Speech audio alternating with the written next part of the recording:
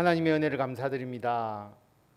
죄인된 우리들을 위해서 예수님께서 이 땅에 오시고 우리들의 죄를 십자가의 대속의 은혜로 깨끗하게 씻어 주시고 또 주님을 위해서 살아갈 수 있도록 주의 일꾼 삼아 주시고 하나님의 나라를 위하여 헌신할 수 있는 인생을 허락하여 주시니 참으로 감사를 드립니다. 아버지, 우리는 연약하여서 주님의 은혜를 알고 있지만 그 은혜에 보답하는 삶을 충분히 살아가지 못하고 한 해를 돌아보면 우리들의 연약함과 부족함만이 눈에 들어오게 됩니다. 그런데 그런 연약함조차도 주님께서 긍휼히 여겨주시고 품어주셔서 우리들이 주님을 위해서 일할 수 있도록 하나님께서 모든 것을 예비하여 주시고 비록 부족하지만 열매를 맺게 하시고 하나님의 영광을 드러내게 하여 주셔서 참으로 감사를 드립니다. 아버지 하나님, 한 해 동안 모든 것이 주님의 은혜고 주의 돌보심이었음을 고백합니다. 우리가 주의 은혜를 받은 자로서 이 땅에서 어떠한 삶을 살아야 하는지를 우리가 계속 주의 말씀에 비추어서 우리 자신을 돌아봅니다. 우리들의 가정과 직장과 교회에서 하나님을 위해서 더 크게 쓰임 받기를 원하오니 우리들을 변화시켜 주시고 우리들의 심령을 바로 세워 주시고 주님을 위해서 일하기에 부족함이 없도록 주님께서 온전히 역사하여 주셔서 우리들이 하나님의 귀한 쓰임을 받게 하여 주시며 우리들을 통하여 많은 사람들이 예수 그리스도를 영접하고 주께로 돌아오게 하여 주시고 교회를 통하여 함께 연합하며 일하는 우리들의 모든 헌신이 하나님의 영광을 크게 드러낼 수 있도록 아버지께서 인도하여 주시옵소서. 오늘도 주님 앞에 나와 기도합니다. 우리들이 하나님께 우리들의 삶을 드립니다. 하나님을 찬양하고 주께 온전한 영광을 올려드립니다. 이 예배를 기뻐 받으시고 예배드리는 모든 심령들을 하나님께서 어루만지시고 치유하시고 고치시고 강건케 하여 주시기를 간절히 빌고 원하오며 예수님의 이름으로 기도드립니다. 아멘.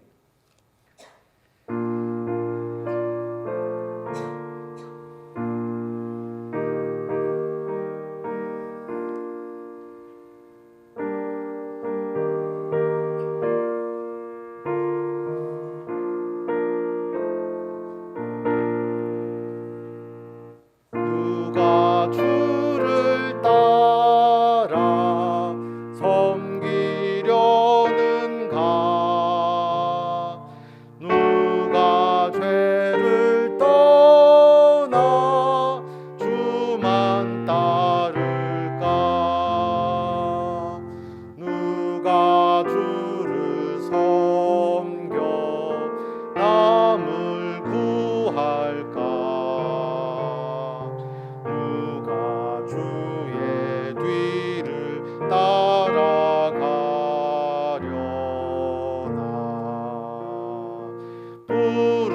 부르심을 받아 주의 은혜로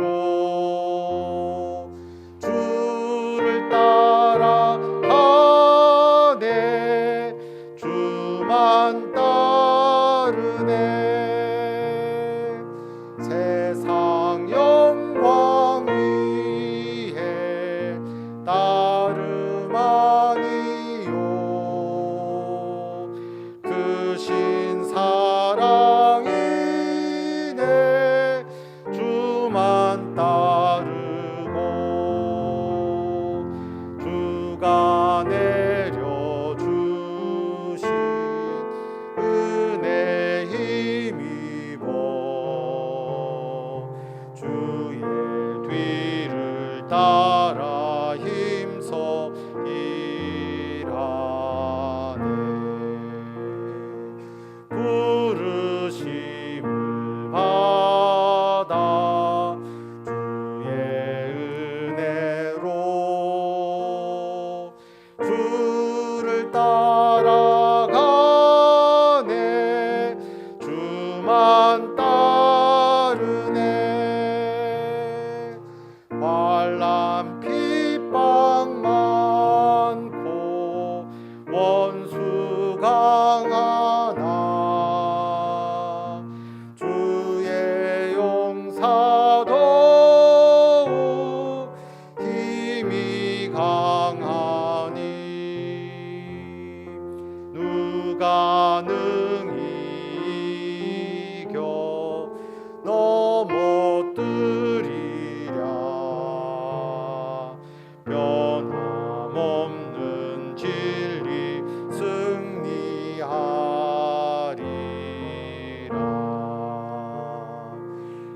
기쁜 찬송하며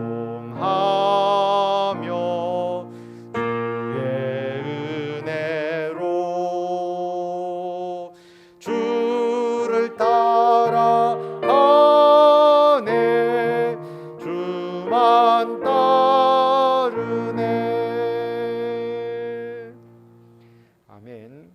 하나님의 말씀 마태복음 7장 1절에서 12절까지의 말씀입니다.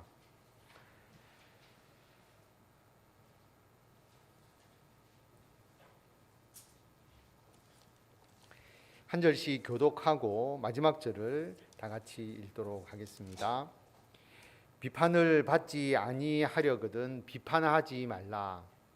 너희가 비판하는 그 비판으로 너희가 비판을 받을 것이요 너희가 헤아리는 그 헤아림으로 너희가 헤아림을 받을 것이니라. 어찌하여 형제의 눈 속에 있는 티는 보고 내 눈 속에 있는 들보는 깨닫지 못하느냐. 보라, 내 눈 속에 들보가 있는데 어찌하여 형제에게 말하기를 나로 내 눈 속에 있는 티를 빼게 하라 하겠느냐. 외식하는 자여, 먼저 내 눈 속에서 들보를 빼어라. 그 후에야 밝히 보고 형제의 눈 속에서 티를 빼리라. 거룩한 것을 개에게 주지 말며 너희 진주를 돼지 앞에 던지지 말라. 그들이 그것을 발로 밟고 돌이켜 너희를 찢어 상하게 할까 염려하라. 구하라, 그리하면 너희에게 주실 것이요 찾으라, 그리하면 찾아낼 것이요 문을 두드리라, 그리하면 너희에게 열릴 것이니 구하는 이마다 받을 것이요 찾는 이는 찾아낼 것이요 두드리는 이에게는 열릴 것이니라. 너희 중에 누가 아들이 떡을 달라 하는데 돌을 주며 생선을 달라 하는데 뱀을 줄 사람이 있겠느냐. 너희가 악한 자라도 좋은 것으로 자식에게 줄 알거든 하물며 하늘에 계신 너희 아버지께서 구하는 자에게 좋은 것으로 주시지 않겠느냐. 그러므로 무엇이든지 남에게 대접을 받고자 하는 대로 너희도 남을 대접하라. 이것이 율법이요 선지자니라. 아멘. 판단하지 말고 대접하라 라는 주제로 하나님의 말씀을 같이 나누도록 하겠습니다. 우리가 한 해를 돌아보면서 우리들이 하나님의 뜻에 따라서 어떠한 삶을 살았고 우리들의 삶에 어떤 열매가 맺혀졌는지를 돌아보는 시간들을 계속 가지고 있습니다. 오늘 말씀은 우리가 너무나 잘 아는 말씀이죠. 비판을 받지 아니하려거든 비판하지 말라라고 말씀을 합니다. 비판이라는 게 여러 가지 뜻이 있을 수 있는데 여기서의 비판은 건전한 비판이 아니라 상대방을 책망하듯이 또 상대방을 경멸하듯이 비판하는 것을 말합니다. 비판이 아니라 우리가 다른 사람을 도와줄 수 있잖아요. 조언해 줄 수 있지 않습니까? 조언은 상대방이 잘 되기를 바라면서 상대방을 도와주는 의미가 있는 것이죠. 그래서 비판과 조언은 다릅니다. 특히 경멸적인 비판, 책망 이것과는 의도가 완전히 다르잖아요. 지금 우리나라 대통령 선거를 위해서 선거운동이 한창 진행되고 있는데 여당과 야당 후보가 서로에 대해서 서로의 단점을 들추어내잖아요. 그런데 그 단점을 지적해서 바로잡아서 상대방이 잘 되기를 바라면서 비판을 하거나 조언을 해주는 게 아니지 않습니까? 상대방을 깔아뭉개려고 하는 거죠. 깎아내리려고 하는 겁니다. 그래서 이것은 비판이죠. 여기서 경멸적 비판, 책망하듯이 상대방을 깎아내리는 비판을 하는 것이지 건전한 조언을 해주는 것이 아니다라고 하는 겁니다. 그래서 오늘 말씀은 비판하지 말라라고 말합니다. 왜냐하면 이러한 비판 자체가 옳지 않은 일이기 때문입니다. 하나님이 올바르다고 생각하지 않기 때문에 비판하지 말라라고 이야기를 하시는 것이죠. 그런데 하나님 보시기에 좋지 않을 뿐만 아니라 우리들에게도 해가 되기 때문에 그런 경멸적 비판을 하지 마라라고 말씀을 합니다. 왜냐하면 우리도 비판받지 않게 되기 위해서다라고 하는 겁니다. 내가 남을 비판하면 그 상대방이 기억을 하겠죠.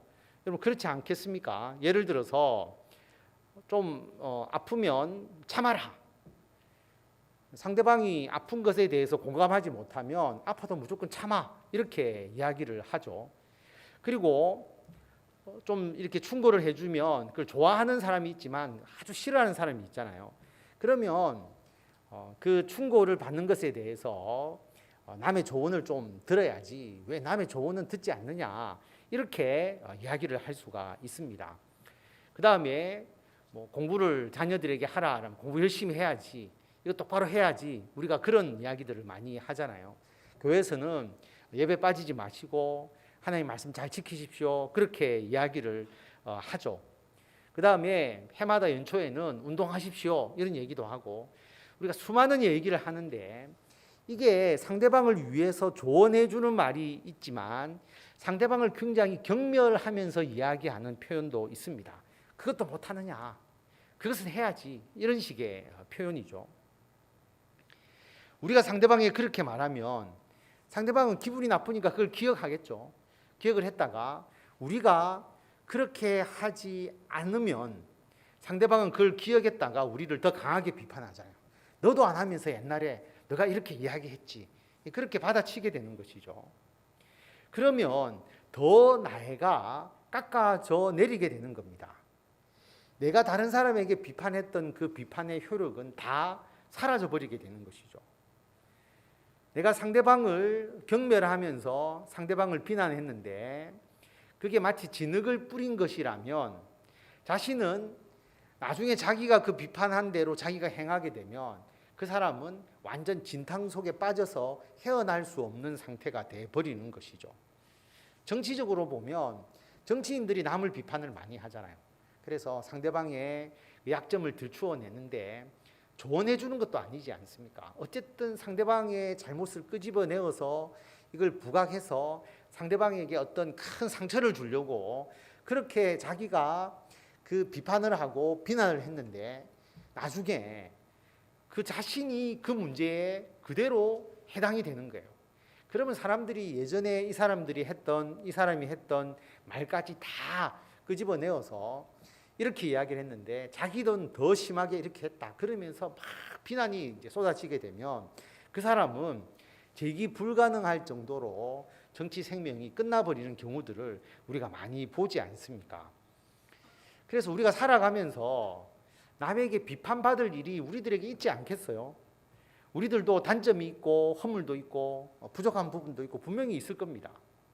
그런데 자신의 허물을 보지 못하고 상대방을 마치 비난하듯이 또 상대방의 허물을 들추어내어서 상대방을 깎아내리듯이 그렇게 비판을 해버리게 되면 자기도 나중에 그런 비판을 받게 될 것이다 라는 것은 너무나 명확하다라고 하는 것입니다. 그래서 상대방을 깎아내리는 경멸적인 그리고 멸시하는 비판을 행하게 되면 자신도 나중에 그 경멸적인 멸시하는 비판을 받게 되고 상대방을 위하는 마음으로 상대방이 좀 잘 되고자 하는 마음으로 진정한 마음으로 조언을 해주게 되면 상대방도 나중에 그런 조언을 나에게 해주면서 서로가 유익이 될 수가 있다라고 하는 것입니다.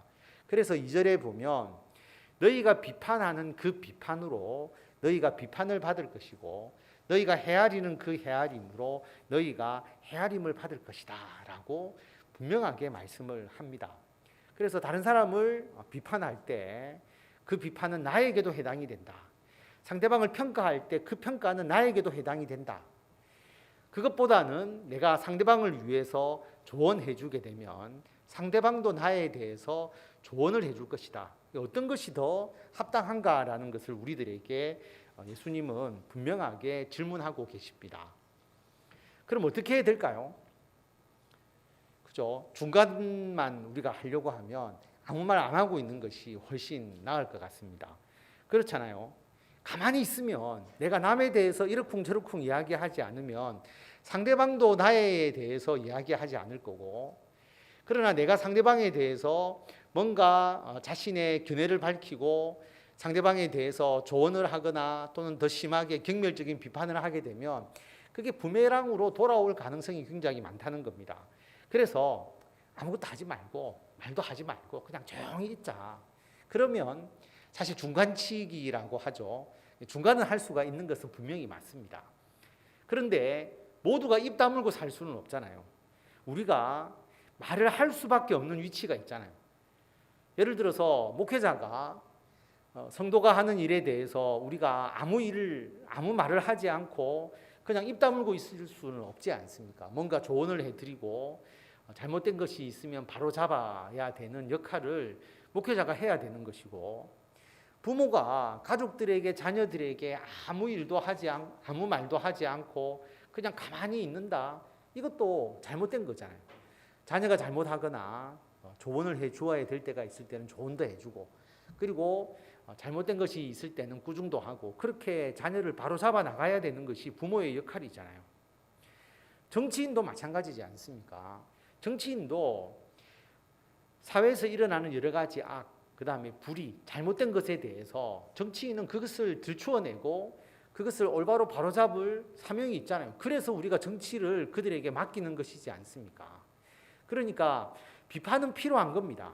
아무 말도 하지 않고 조용히 넘어가는 것이 좋은 게 아니다라고 하는 것이죠. 물론 그러면 중간치기는 할 수 있겠지만 그게 올바른 방법은 아니다라고 하는 것입니다.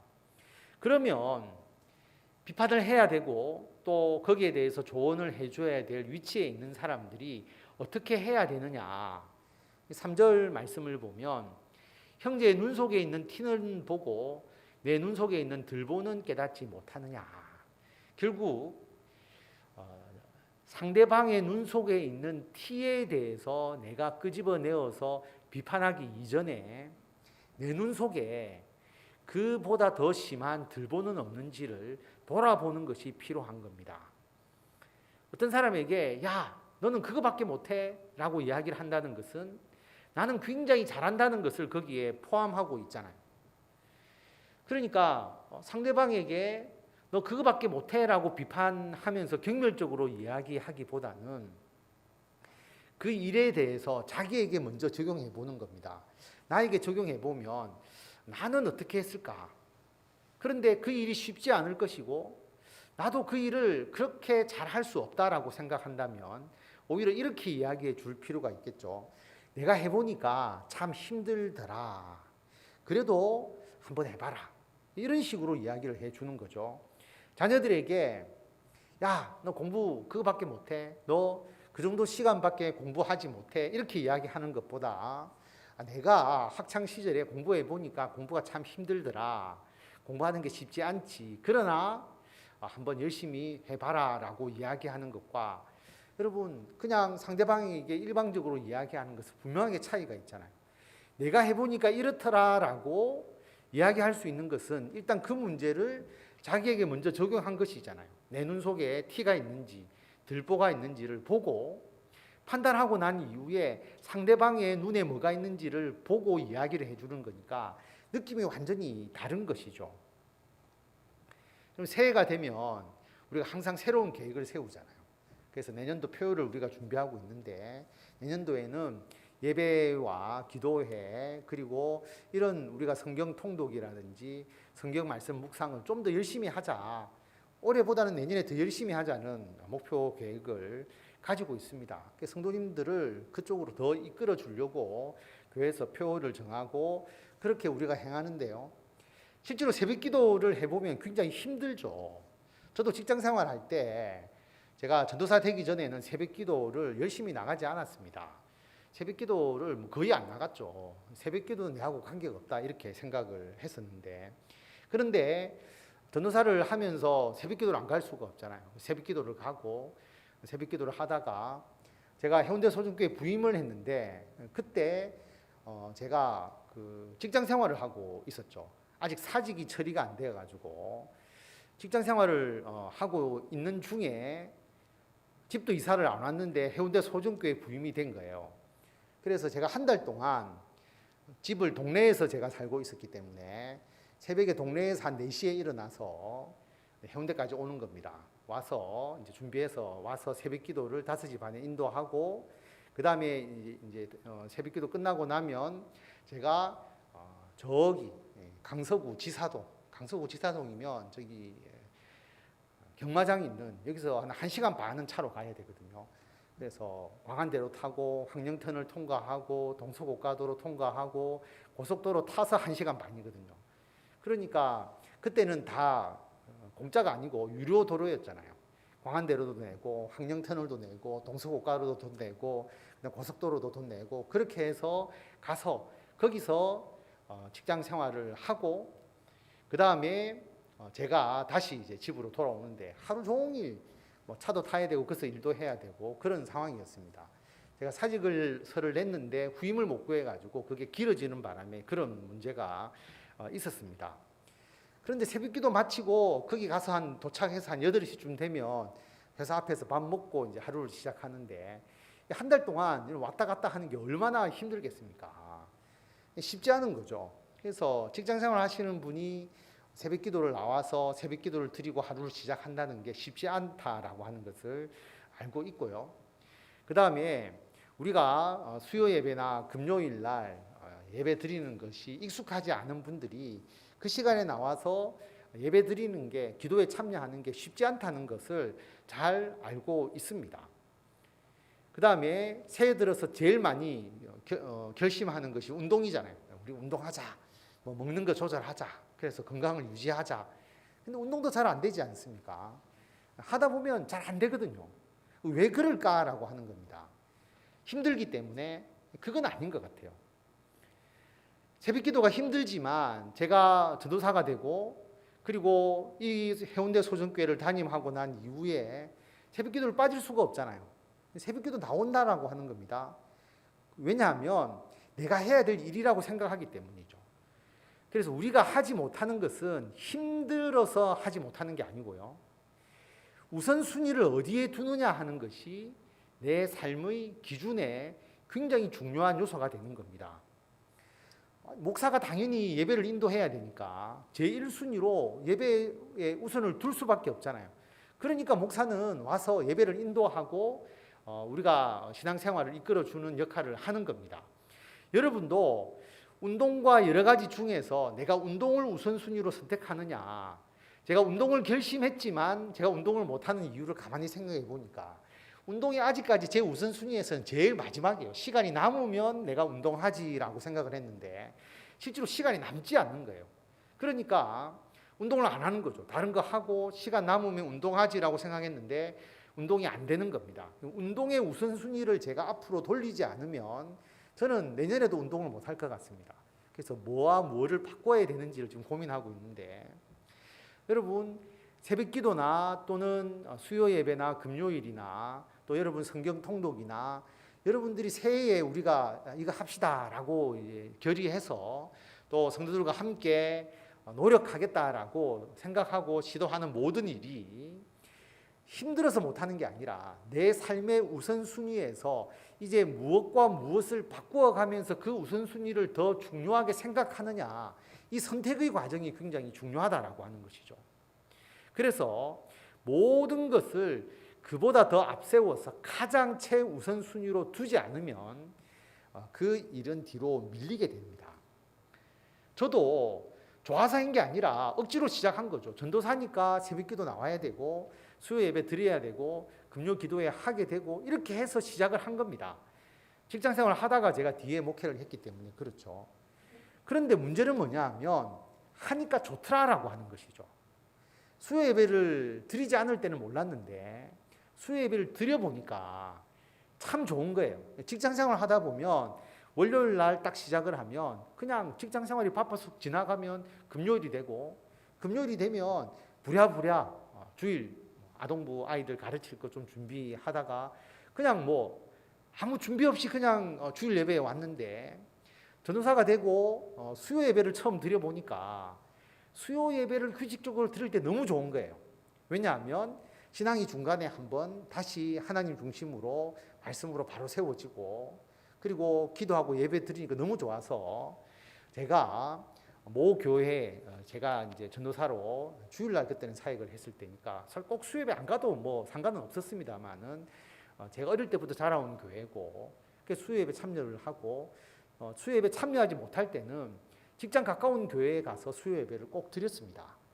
그러니까 수요 예배가 좋기 때문에 수요 예배를 드리게 된 것이죠. 금요 기도에도 마찬가지고요. 뭐냐 하면 억지로 우선순위를 바꾸어서 시작을 했는데 나중에 되면 그 기도와 그 예배와 그리고 교회에서 섬기는 모든 일이 너무 좋은 거예요. 그러니까 그 일을 계속하게 되는 겁니다. 나중에는 억지로 하라고 하지 않아도 자동적으로 그렇게 됩니다. 그렇게 되기까지는 뭐가 필요하느냐 하면 나의 삶의 우선순위를 바꾸어야 된다라고 하는 겁니다. 사실 지금은 매일 예배를 드리면 좋을 것 같아요. 제 마음은. 여러분 싫어할지 모르겠지만 매일 예배를 드려서 예를 들어서 주일날 아니더라도 평일날 저녁에 시간을 정해놓고 성도들과 함께 예배 드리고 말씀을 나누고 또 하루를 마친다면 좋을 것 같은 생각이 들 정도로 이 예배와 그 다음에 우리 기도와 이 말씀에 대한 부분들이 너무나 좋은 겁니다. 그래서 우리 성도들도 마찬가지잖아요. 지금 수요 예배를 꾸준히 나오시는 분들, 새벽 기도 하시는 분들, 금요 기도에 나오시는 분, 처음에는 의무감으로 나왔을지 모르지만 나중에는 나오니까 좋으니까 하나님께서 기도하고 예배 드리는 자에게 은총을 주시고 복을 주시니까 하나님께서 풍성한 열매를 주시니까 나중에는 스스로 나와서 예배 드리고 기도할 수 있게 되는 것이지 않습니까? 그 길이 좋으니까 우리가 그렇게 권유하는 것이죠. 나오세요, 예배 드리세요, 그리고 기도하세요 라고 이야기를 하는 겁니다. 이게 어떤 의무감을 심어주려고 하는 것이 아니라 그 고비를 넘겨서 자기가 그것을 자기의 것으로 온전히 만들게 되면 너무나 하나님께서 주시는 복과 은총이 크기 때문에 그 일을 하시도록 이끌어주는 것이죠.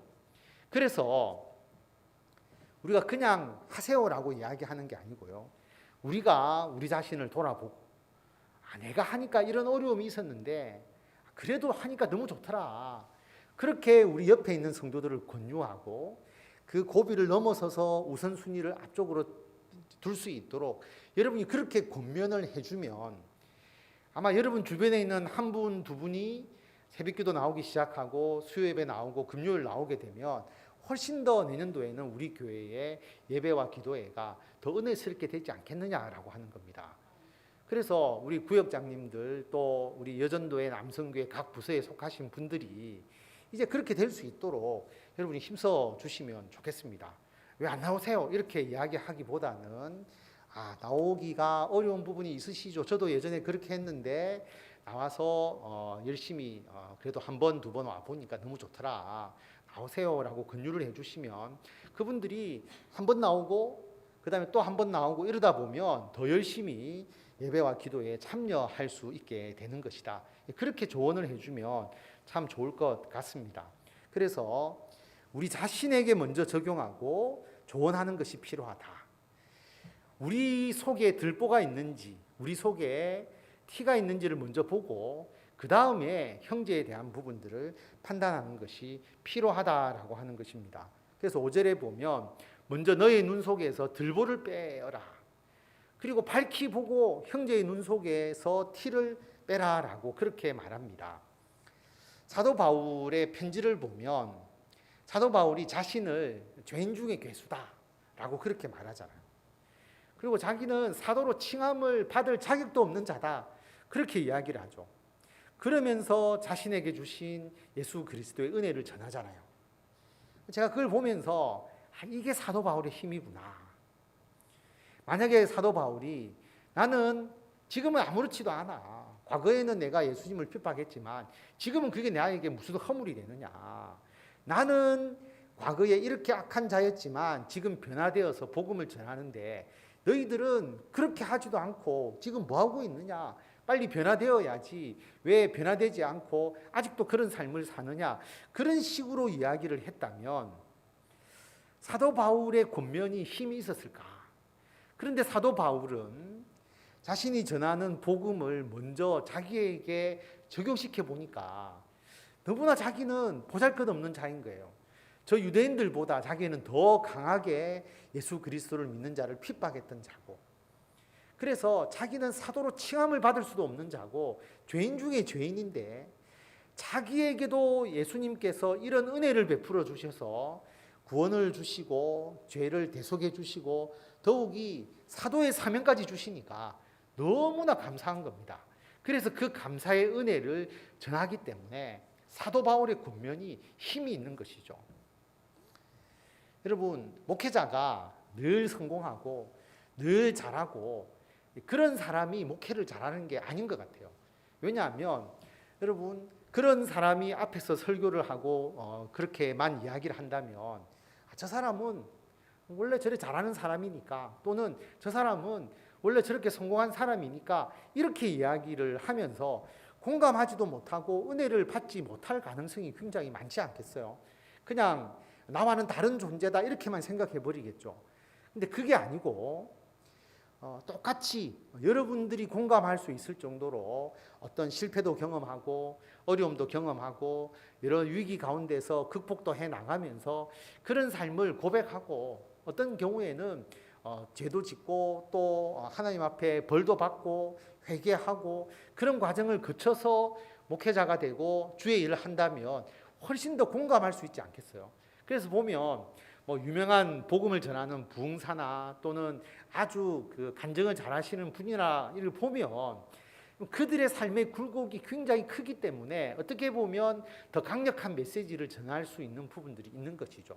그렇다고 해서 우리가 다 실패하거나 또 어떤 죄 가운데 있다가 회개하라는 의미가 아니라 자신에 대해서 하나님의 말씀을 적용해서 자기가 받았던 그 은혜와 주의 사랑을 전할 때 훨씬 더 큰 힘이 있다라는 것을 말하고 있는 것입니다. 그래서 우리가 다른 사람을 비판하기 전에 우리 가족들, 우리 교회 성도들, 또 여러분과 함께 일하는 사람들을 그들에게 주의 말씀을 적용하기 이전에 나에게 먼저 말씀을 적용하고 내가 먼저 회개하고, 그리고 그 회개한 내용을 상대방에게 같이 나누게 된다면 훨씬 더 큰 힘을 가질 수 있다는 것을 우리가 알 수가 있습니다. 근데 6절에 보면 갑자기 6절 말씀이 탁 나오더라고요. 그러고 한 것을 계획해 주지 마라. 너의 진주를 돼지 앞에 던지지 마라. 왜냐하면 개나 돼지는 그걸 밟고 너희를 찢어 상하게 할 것이다. 그래서 물론 여러 가지 해석이 있을 수 있지만 우리가 하나의 문맥으로 쭉 본다 그러면은 앞에서 비판에 대한 얘기, 조언에 대한 얘기를 하고 있다가 이 이야기가 나왔잖아요.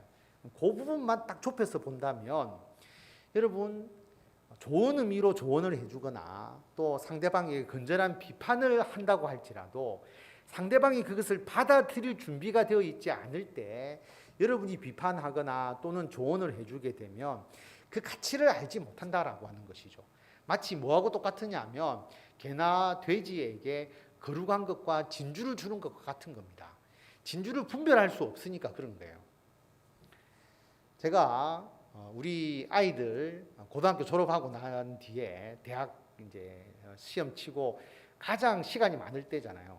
그때마다 아이들에게 뭐라고 이야기했느냐면, 야, 너희들에게 있어서 가장 지금이 시간이 많을 때고 정말 부담 없이 할 수 있을 때지 않느냐. 이럴 때 좀 의미 있는 일을 해라. 제가 그렇게 이야기를 했거든요. 그래서 도서관에 가서 좀 책도 찾아보고 너가 좀 읽고 싶은 것도 좀 보고, 그 다음에 뭐 공부할 것도 있으면 좀 찾아서 보고, 지금까지 시험을 위해서 공부했다면 이제 너희들 실력을 위해서 좀 공부하고 한번 찾아봐라. 그러니까 아이들이 그때는 야, 그게 무슨 아버지가 뭐 지금 이 놀고 쉬고 할 때에 뭐 의미 있는 일을 해라든지 뭐 책을 찾아봐라든지 말도 안 되는 얘기를 하고 있는 거예요. 자기가 뭐 해야 될지도 모르겠는데 그래서 그 일을 하게 했다고 그때는 막 섭섭하게 생각하고 막 그렇게 이야기를 하더라고요. 그래서 우리 청년들하고 이야기를 해보니까 저만 그렇게 이야기한 것이 아니고 고은이도 그 이야기를 하는 거예요. 어떻게 목사님하고 우리 아빠하고 우리 똑같아요. 똑같은 얘기를 하셨네요. 뭐 그렇게 이야기를 하면서, 어른들의 사고는 그렇잖아요. 이걸 좀 했으면 좋겠다. 좀 그래도 빈둥거리지 말고 조금 더 의미 있는 시간을 가졌으면 좋겠다. 그런데 전혀 그 부분을 이해하지 못하는 거예요. 그런데 이제 대학을 졸업하고 사회에 나갈 준비를 하게 될 시점에서 어떤 얘기를 하느냐면, 옛날에 아빠가 이런 이야기 하는 것이 그때는 전혀 무슨 말인지 몰랐는데 지금 시점에 보면 이게 이런 의미였다는 것이 이해가 되고, 자기가 다시 그 시점으로 돌아간다면 내가 그때 요것을 좀 체계적으로 준비했더라면 지금 훨씬 더 좋았겠다라고 이야기를 하는 거예요. 그래서 내가 참 조언은 잘했구나 그렇게 생각은 했습니다. 그런데 그때 제가 그런 얘기를 한다고 해서 아이들이 이해할 수 없잖아요. 이해할 수 없는데 제 욕심이 큰 거죠. 좀 이런 일을 하라. 그걸 먼저 강조한다고 해서 아이들이 그것을 이해해서 그것을 따를 거냐? 저는 제가 마음이 급했던 거죠. 아이들이 준비가 되어 있지 않는데. 그래서 여러분, 우리가 자녀들에게, 가족들에게 여러분들이 이야기하실 때 여러분이 이야기하는 것을 상대방이 받아들일 수 있는 마음의 준비가 되어 있는지를 먼저 보시는 게 굉장히 중요합니다. 받아들일 수 있을 때에 그 얘기를 해줘야 그게 가치 있는 얘기가 되는 거예요. 안 그러면 상대방이 그냥 잔소리로밖에 안 들리거든요.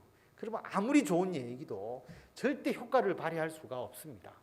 그래서 먼저 상대방의 마음 문을 열고 마음을 움직이는 게 먼저라고 하는 것이죠. 제가 좀 더 지혜로웠다면 우리 자녀들에게 시간 남으니까 너희들 빈둥거리지 말고 의미 있는 일을 해라.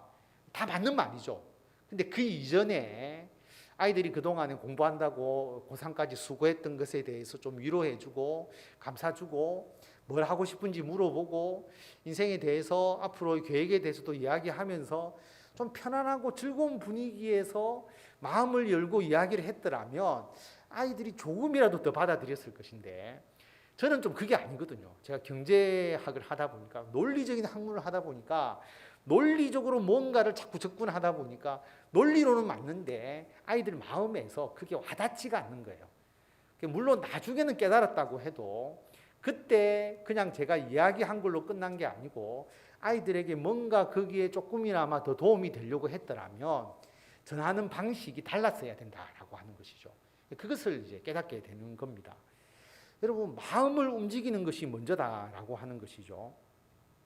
그러면 마음을 움직이기 위해서 무엇을 해야 하느냐라고 하는 겁니다. 7절에 보면 구하라 그리하면 너희에게 주실 것이요 찾으라 그리하면 찾아낼 것이요 문을 두드리라 그리하면 너희에게 열릴 것이니 구하는 이마다 받을 것이요 찾는 이는 찾아낼 것이요 두드리는 이에게는 열릴 것이니라. 그리고 우리가 잘 아는 말씀이잖아요. 아들이 떡을 달라 하는데 누가 아버지가 돌을 주겠느냐? 생선을 달라 하는데 뱀을 주겠느냐? 아버지는 아무리 악해도 자녀들에겐 좋은 것을 주려고 하니까 하나님도 너희들에게 좋은 것을 주실 것이다. 이 구절만 떼놓고 보면 여러 가지로 해석할 수 있고 우리가 많이 말씀을 나누는 말씀이지만 우리가 전체 문맥 가운데서 보면 우리가 상대방에 대해서 조언을 하거나 또는 비판을 하거나 이렇게 할 때 여러분, 우리가 왜 비판하고 조언합니까? 내가 올바로 그 말을 전해서 상대방이 내 말을 받아들여서 상대방이 뭔가 바뀌어지기를 바라는 마음, 또는 내가 악한 마음으로 경멸하든지 비판해서 상대방이 뭔가 굴복하기를 바라는 마음에서 우리가 하잖아요. 전부 다 중심은 나라고 하는 겁니다. 내가 말해서 상대방을 바꾸겠다라고 생각하는데 그게 아니고 상대방이 받아들일 수 있는 마음의 자세가 전혀 되어 있지 않다면 오히려 말하지 마라. 오히려 그게 거룩한 것과 진주를 개나 돼지에 주는 것 같으니까 그렇게 하지 말고 뭘 해라라고 하느냐 하면 기도하라라고 하는 겁니다. 하나님께 기도하라고 하는 것이죠. 우리가 직접 말하고 책망하고 조언하는 것이 중요하다고 생각하지 말고 기도하라라고 하는 것이죠. 그래서 그 기도가 되어서 하나님께서 그들의 마음 문이 열려지게 하시고 우리들의 말을 받아들일 수 있도록 해야 이 말에 효과가 있다는 겁니다. 제가 몇 번 말씀드린 것 같은데 이단에 빠진 분들하고 상담을 할 때 처음에는 어떻게 했느냐 하면 성경의 내용을 가지고 이만희가 가르치는 신천지 교리가 틀렸다. 완전히 틀렸다. 이걸 제가 증명해 보여서 그래서 논리적으로 이건 틀렸다. 성경이 이렇게 보면 틀렸으니까 당신 그 엉터리다. 이걸 유도해 가고 이걸 가르쳐 주는 데 초점을 두었습니다. 여러분, 아무리 논리적으로 성경 말씀이 맞다고 이야기를 해도 이 사람들은 이미 딱 이만희에게 세뇌가 되어가지고 특히 감정적으로 빠져 있거든요. 처음에 빠질 때 감정으로 빠지게 만듭니다. 예를 들어서 제가 여러 번 말씀드렸지만 청년이 대기업을 준비하고 있다면 옆에서 한 사람이 그 정보를 딱 넘겨주죠. 그러면 대기업에 다니는 것으로 가장하는 사람이 신천지 사람이 가서 내가 대기업에 다니고 있는데 후배의 소개를 받아서 그렇게 해서 이야기를 시작하게 되는 겁니다. 그럼 마음문이 열리잖아요. 그러면 그 사람이 그러면 내가 또 아는 사람을 소개해 줄 텐데 내가 이 사람의 도움을 많이 받았고 이 사람의 가르침을 받아보면 좋겠다. 그래서 또 다른 사람한테 넘겨줘서 또 성경 공부를 인도하면서 마음을 열게 하거든요.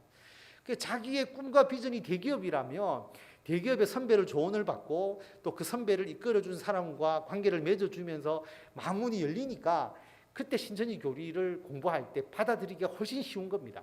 전부 다 그렇게 하거든요. 이게 의도적으로 작업을 했기 때문에 사기이고 보이스 피싱인데 우리는 그 역할을 우리가 의도해서 억지로 만드는 게 아니라 하나님께서 성령님께서 그들의 마음을 변화시켜주는 계기를 만들어 주실 것이라고 믿고 우리가 기도하는 것이죠. 그리고 그 상태가 되었을 때 우리가 그들에게 말씀을 전하는 겁니다. 처음에는 제가 논리적으로 막 이렇게 교리적으로 증명하려고 했는데 그렇게 해서 이들이 돌아오는 게 아니더라라는 것을 나중에 깨달았습니다. 그래서 지금은 물론 교리적으로도 가르쳐 주지만 그 이전에 그들의 마음문이 열릴 때까지 그냥 놔둬요. 기도하고 오히려 기다리면서 계속 관계만 유지하면서 이렇게 한번 말씀을 또 전했다가 또 좀 지켜보고 또 전했다가 왜냐하면 논리적으로 접근해서 이들을 바꿀 수 있는 게 아니기 때문입니다. 여러분 이단에 빠진 사람뿐만 아니라 우리가 모든 사람과의 관계에 있어서의 문제가 우리의 어떤 말의 설득력으로 상대방을 바꿀 수가 없다라고 하는 것이죠. 우리가 아니라 하나님, 예수 그리스도, 성령께서 우리보다 훨씬 능력이 있고 그들의 심령을 바꿀 수 있는 힘과 능력이 있으시기 때문에 우리가 뭐를 해야 되느냐 하면 하나님께 구하고 기도해야 하는 겁니다. 기도해야 하나님께서 그들의 마음문을 변화시켜 주시는 거예요. 그래서 여러분이 전도하실 계획을 가지고 있는 분들, 자 내년에는 코로나 상황이 어떻게 될지 모르지만 우리가 사랑과 행복의 초대를 다시 정상화해 나가야 되지 않겠습니까? 그리고 우리가 전도에 열심을 다해야 되잖아요. 그런데 우리가 논리적으로 그들을 설득할 수 있는 게 아니거든요. 그들의 마음문이 열리도록 우리가 하나님께 기도하는 것이 먼저다라고 하는 겁니다. 기도해야 되는 것이죠. 그럴 때에 우리들의 작은 전도가 그 사람의 심령을 변화시켜서 그들을 교회로 인도할 수 있는 겁니다. 우리가 마스크를 나눠주잖아요. 근데 그 마스크 한 장을 받고 누가 감동해서 교회 나오겠습니까? 절대 나오지 않죠. 그런데 그 마스크 한 장을 줄 때에 성령께서 그 사람의 마음을 변화시켜 주면 그 마스크 한 장을 받고 평소에 생각은 하고 있었지만 교회로 발걸음을 향해지지 않았는데 그 사람의 발걸음을 교회로 인도하셔서 교회에 나오게 되는 거잖아요. 그래서 우리 교회도 한 분이 그렇게 오셨잖아요. 평소에 생각하지 않았는데 마스크를 딱 받으니까 교회를 가야 되겠다. 내가 그동안 신앙생활을 쉬면서 참 이게 한번 교회를 가야 되겠다고 생각만 하고 있었는데 다음 주에 교회 가겠습니다라는 말이 그냥 자기 입에서 그냥 나왔대요. 그래서 말은 했고 안 할 수는 없으니까 이제 교회에 나오기 시작하면서 다시 신앙생활을 하기 시작하신 분이 있지 않습니까? 여러분 우리가 그 마스크 한 장으로 상대방을 변화시키려고 한 적이 전혀 없습니다. 그런데 성령께서 역사하셔서 그의 마음문을 바꿔주시니까 전도가 이루어지는 겁니다. 그래서 여러분 우리가 다른 사람의 잘못을 비판하거나 또는 경멸하거나 멸시하거나 조언하기 이전에 그들을 위해서 기도하는 겁니다. 하나님 그들을 고쳐주십시오. 그들을 바꿔주십시오. 그들이 변화되게 해주십시오. 하나님 우리들의 가정이나 또는 직장이나 교회가 이렇게 되기를 원한다면 여러분 우리가 말로서 먼저 권면하기 이전에 기도해야 한다라고 하는 겁니다. 자 그런데 기도만 하면 되느냐? 당연히 기도해야 되지만 우리가 해야 될 가장 중요한 내용이 12절에 나옵니다. 다 같이 우리가 읽도록 하겠습니다. 그러므로 무엇이든지 남에게 대접을 받고자 하는 대로 너희도 남을 대접하라. 이것이 율법이요 선지자니라. 아멘. 우리가 먼저 솔선수범해야 된다라고 하는 겁니다. 예수님이 율법 교사가 아니잖아요. 예수님이 율법 교사였다면 예수님은 이렇게 하십시오, 저렇게 하십시오를 계속 나열하면서 가르쳤을 겁니다. 그런데 그 당시에 율법 교사들은 예수님이 그들을 향해서 뭐라고 이야기했느냐 하면, 야, 너희들 저 사람이 말하는 것은 듣지만 행동하는 것은 하나도 따라하지 마라. 말은 올바로 가르치는데 행동하는 건 다 틀렸다, 엉터리다, 그렇게 이야기하셨거든요. 말만 하는 자였잖아요. 근데 예수님은 그런 율법 교사가 아니었습니다. 행동으로 미리 다 보이셨잖아요. 사랑과 섬김과 치유와 위로를 주님께서 성육신하면서 이 땅에 오심으로부터 예수 그리스도의 십자가의 죽음과 부활, 승천까지 예수님은 삶을 통해서 그렇게 보여주셨기 때문에 그 삶의 행동으로 우리들에게 전해주시는 주님의 메시지가 너무나 강한 것이죠. 그래서 우리가 상대방이 어떻게 되기를 원한다면 우리가 먼저 그 일을 하는 겁니다. 우리가 먼저 그렇게 되는 것이죠. 우리들의 자녀가 어떻게 되기를 바란다면 우리가 내년도에는 내가 먼저 그 일을 행하는 겁니다. 나의 남편과 아내가 어떻게 되고 어떻게 해주기를 바란다면 내가 먼저 그렇게 하는 것이죠. 우리 교회의 성도와 또는 재직과 또 목회자가 이렇게 되기를 바란다면 우리가 먼저 그 일을 하는 것입니다. 우리들의 직장에서 내 상사와 내 부하가 이렇게 되기를 바란다면 내가 먼저 그 일을 하는 것이죠. 내가 하면 다른 사람도 따라옵니다. 내가 하지 않고 다른 사람에게 하라라고 말하게 되면 나중에 그것이 전부 나에게 비판으로 돌아온다라고 하는 것이죠. 나는 하지 않으면서 다른 사람에게 왜 너 하지 않느냐고 경멸하고 멸시하게 된다면 여러분 완전히 나에게는 파멸의 길로 다가온다라고 하는 겁니다. 그래서 오늘 말씀처럼 나에게 먼저 적용하라. 그리고 내가 진심 어린 마음으로 조언해 줄 때 내 조언을 받아들일 수 있는 마음의 자세가 되어 있는 사람에게 조언하라. 그리고 그 조언하기 이전에 먼저 기도하라. 하나님께 간절히 기도하라. 그리고 내가 먼저 본을 보여라. 내가 먼저 하면 다른 사람도 그렇게 하고 따라온다라고 하는 것이죠. 그래서 예수 그리스도의 가르침에 우리 모두가 순종하게 된다라고 하는 것을 오늘 우리들에게 말씀하고 있습니다. 한 해를 돌아보시고 내년도에 우리들의 삶의 계획에 여러 가지 새로운 계획을 세우시는 아주 중요한 때이지 않습니까?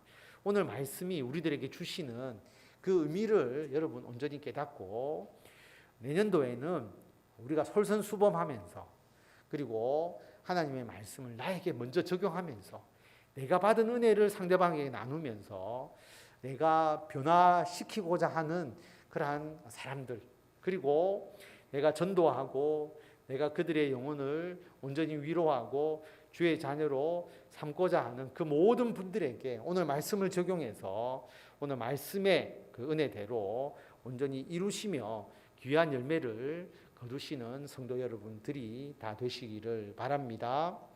기도하겠습니다. 하나님 은혜를 감사드립니다. 하나님, 우리들의 마음이 너무 조급하여서 다른 사람을 비판하거나 또 과도하게 조언하거나 또 심지어는 경멸하면서 비판하는 그런 우리들의 마음의 상태는 없는지 우리 자신을 돌아보게 됩니다. 하나님, 우리가 먼저 하나님의 말씀을 나에게 비추어서 나의 부족함과 허물을 찾게 하시고 나에게 주신 이 은혜를 상대방과 나누면서 오히려 상대방에게 우리와 공감하면서 주의 말씀을 받아들일 수 있는 그런 방향으로 그들을 변화시켜 나갈 수 있도록 인도하여 주시고 상대방의 마음문이 열리고 충분히 그 말씀을 받아들일 수 있을 때에 우리가 그들에게 주의 말씀을 전하며 그들의 삶을 변화시켜 나갈 수 있도록 인도하여 주시고 우리가 먼저 주께 기도하며 나아가게 하여 주시고 그 말씀을 내가 먼저 실천하고 내가 먼저 본을 보임으로써 나를 통해서 많은 사람들이 예수 그리스도의 은혜와 사랑과 구원의 놀라우신 하나님의 그 복음의 기쁜 소식을 그들이 받아들이고 믿고 주의 자녀가 되는 역사가 일어날 수 있도록 주님께서 인도하여 주시기를 간절히 빌고 원하오며 우리 주 예수 그리스도의 이름으로 기도드립니다. 아멘.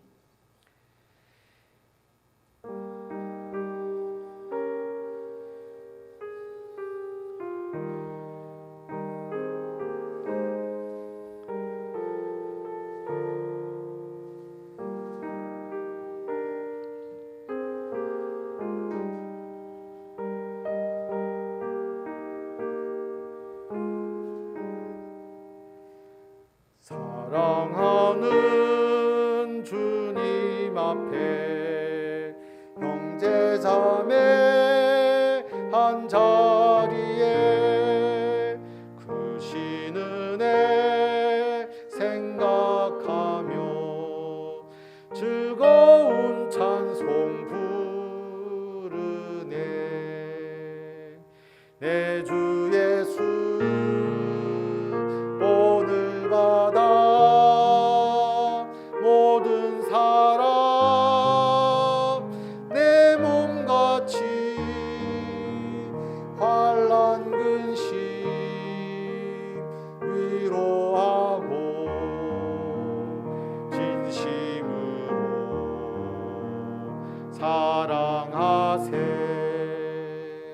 사랑하는 주님 앞에 온갖 충성 다 바쳐서 괴로우나 즐거우나 주님만 힘써 섬기네. 우리 주님 거룩한 손 제자들의 발을 씻어 남 섬기는 종의 도를 몸소행에 보이셨네. 사랑하는 주님 예수 같은 주로 섬기나니 한 피 바다 한 몸 이룬 형제여 친구들이여 한 몸같이 친밀하고 마음으로 하나 되어 우리 주님 크신 뜻을 지성으로 준행하세. 이 시간 한 5분 정도 기도할 시간이 남아 있네요. 오늘 말씀을 생각하시면서 여러분 기도하시기를 바랍니다. 우리들의 가정을 위해서 여러분들이 마음을 가지고 있고 또 많은 얘기를 우리 가족들에게 할 것입니다. 또 직장과 사업을 하면서 직장 가운데서 동료들에게 또 밑에 부하에게 또 관계되는 사람들에게 많은 얘기를 하게 되고 교회에서도 그렇게 할 것인데 오늘 말씀을 생각하면서 우리가 어떤 면을 먼저 변화되어야 하고 우리가 어떻게 본을 보여야 하고 그래서 궁극적으로 어떻게 우리가 원하는 바를 이루어낼 것인가 오늘 말씀을 통해서 우리들에게 주신 지혜를 가지고 그 일을 행할 수 있도록 한 5분 정도 기도하고 제가 기도하고 마치도록 하겠습니다.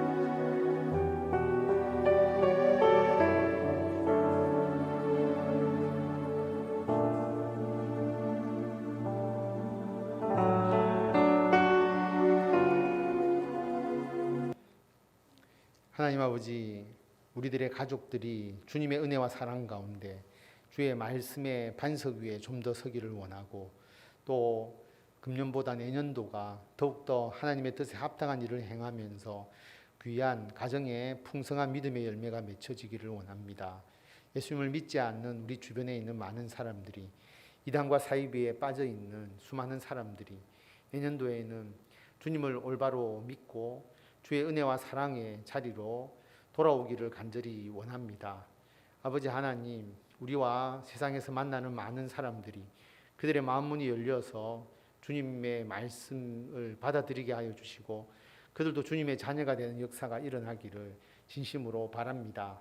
하나님, 그 일을 이루기 위하여서 우리가 그들에게 어떻게 주의 말씀을 전해야 하고, 또 그 말씀을 상대방에게 잣대를 대기 이전에 우리가 먼저 주의 말씀에 적용해서 받은 은혜와 또 우리들에게 주신 주님의 사랑을 온전히 증거하게 하여 주시고, 그래서 그들을 위하여 기도하고, 또 우리가 솔선수범하면서 보이는 이 모든 일들이 우리 가정을 더욱더 화평하고, 그리고 우리 가정이 더욱더 믿음의 자리로 나아가게 되는 계기가 되게 하여 주시고, 세상의 빛과 소금으로 세상에서 예수 그리스도를 나타내는 우리들이 되게 하여 주시고, 우리 해운대 소정교회가 서로를 위하여서 더 기도하고 더 감사주고 더 사랑으로 하나 되는 아름다운 교회가 되고, 많은 사람들을 주께로 인도하여서 구원의 방주로서의 역할들을 감당하는 귀한 교회가 될 수 있도록 주님께서 인도하여 주시고, 오늘 수요 예배를 드린 주님의 귀한 일꾼들,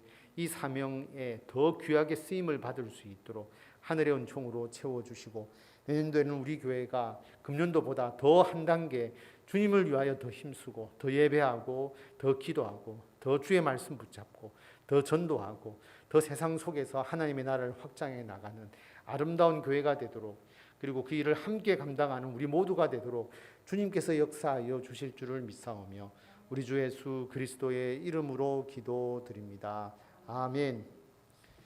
우리 주 예수 그리스도의 은혜와 하나님의 크신 사랑과 성령님의 교통하심이 예수 그리스도를 솔선수범하여서 세상에 드러내고, 그 세상의 모든 변화를 위하여 가장 먼저 주님 앞에 엎드려 기도하며 주님의 은혜와 사랑으로 우리들의 가정과 직장과 세상에서 주 예수 그리스도의 구원의 은총을 증거하기를 원하는 성도들 위해 지금부터 영원토록 함께 하시기를 간절히 축원하옵나이다. 아멘.